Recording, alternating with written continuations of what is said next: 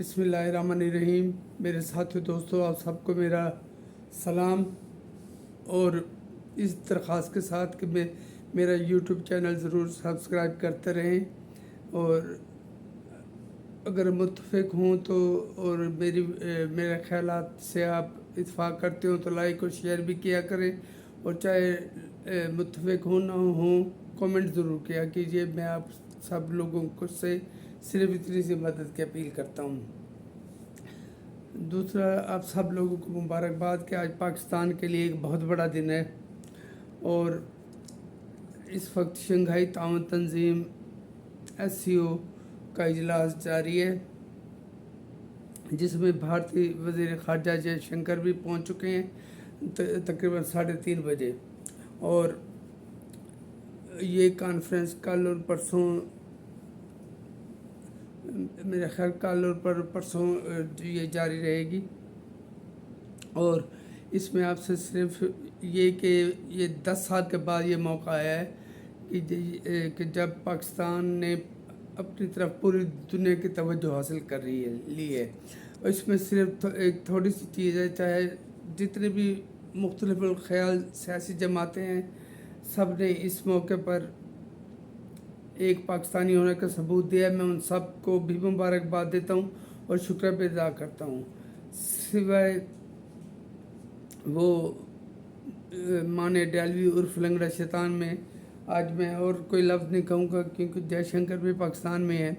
तो ये जो फितना शरपसंद तहरीक फितना फसाद है, तहरीक फितना इंतशार है पाकिस्तान में, जिसने की जब से ये कॉन्फ्रेंस शुरू होने का वक्त करीब आता जा रहा था, इनकी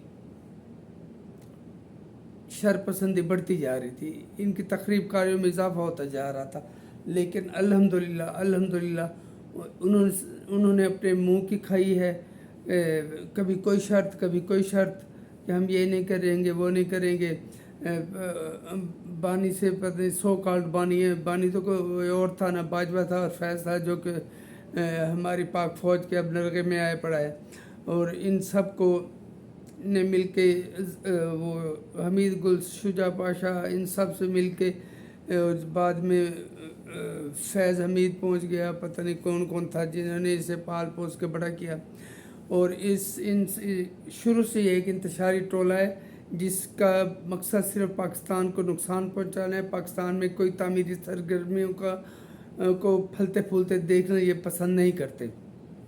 और मैं बग़ैर हीलो हिज्जत ये कहने वाला हूँ कि इनकी डोरे तल अबीब से, अमेरिका से और हमारे हमसाया मुल्क से, जो कभी भी हमारा दोस्त नहीं रहा, ये हिलाई जाती रही हैं और ये डटे रहे हैं कि हम इस ऐसे हालात पैदा करें कि ये कॉन्फ्रेंस मुलतवी हो जाए। जैसे इन्होंने 2014 में धरना करके चाइना के सदर का दौरा मुल्क ख़त्म करवाया था और यहाँ के बजाय भारत चले गए थे। तो उस वक्त से लेके आज तक इनका एक भी काम ऐसा नहीं है जो कि तामीरी हो, चाहे ये हुकूमत में रहे हो या चाहे हुकूमत से बाहर हो, चाहे पोजीशन में हो। इनका रवैया एक ही होता है, तखरीबकारी। कभी कोई इन्होंने प्रोडक्टिव काम नहीं किया। और अल्हम्दुलिल्लाह हमारे पाकिस्तान की सियासी क़ुव्वतों ने, हमारे अस्करी क़ुव्वतों ने यकजान होकर, यकज़बान होकर इस बहुत बड़े इवेंट को कामयाब करवाया है और ये इंतहाई कामयाब होने जा रही है ये कॉन्फ्रेंस इंशाअल्लाह।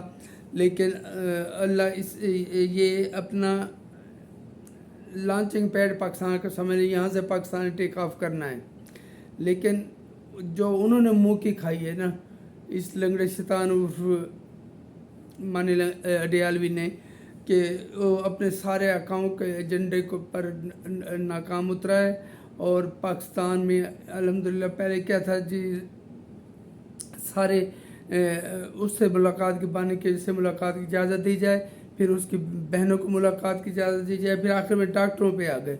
अब सुने हमारे डॉक्टर आसिम हैं जो वहाँ पहुँचे हुए, डाला के बाद वो मुलाकात भी करेंगे और उस लंगड़े शैतान का طبی معائنہ بھی کریں گے. وہ 100% فٹ ہے. جو 60 لاکھ کھانا کھا گیا ہے، اب پتہ ہے وہ 70-80 لاکھ ہو چکے ہوں گے، 90 لاکھ ہو چکے ہوں گے. صرف کھانا جو دیسی ککڑ، دیسی گھی، مکھن اور بریڈ اور پتہ نہیں ٹریڈ مل اور سائیکل اور 7 کمروں کا پتہ نہیں، وہ تو وہاں سے بیٹھا ہوا اب حکومت کر رہے ہیں. لیکن کر سے اب اس کے اپنے بندے بھی حکومت کا بہت اچھا سٹیپ تھا کہ اس کے بندوں کو بھی اس تک نہ پہنچنے دیا جائے، ورنہ وہ تخریب کاری میں مزید اضافہ ہوتا. اور الحمدللہ انہوں نے منہ کی کھائی ہے. اور ہم سب کو پاکستانی ہو کے سوچنا چاہیے کہ جب جس چیز میں پاکستان کا مفاد ہے وہاں اپنے سیاسی مفادات الگ رکھ دینے چاہیے. لیکن اس شخص کے، اس جماعت سے صرف فتنے کی امید رکھی جا سکتی ہے، صرف انتشار کی اور نہیں. اور اب یہ حالت آ چکی ہے کہ وہ آپس میں دست و گریبان ہیں. علی امین جو گنڈا پور، جس کا تھوڑا سا سافٹ ویئر اپڈیٹ ہوا تھا، اور حماد اظہر، یہ لوگ آپس میں ایک دوسرے کے دست و گریبان ہیں.